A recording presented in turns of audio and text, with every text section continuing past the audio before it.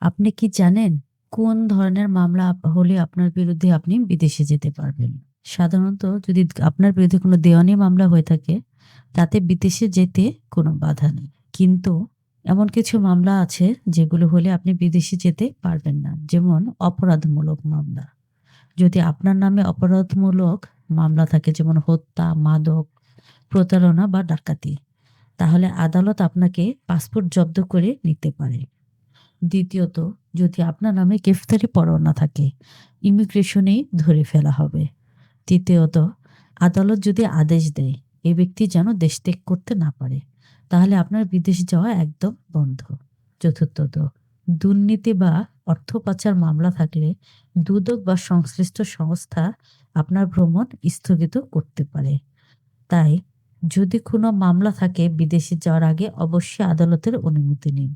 কোনো মিথ্যা তথ্য বা মিথ্যা ভিসা দিয়ে বিদেশে যাওয়ার চেষ্টা করবেন না। এতে বরঞ্চ আরো বিপদে পড়বেন। সচেতন থাকুন, আইন জানুন। বিদেশ যান কিন্তু আইনের পথে।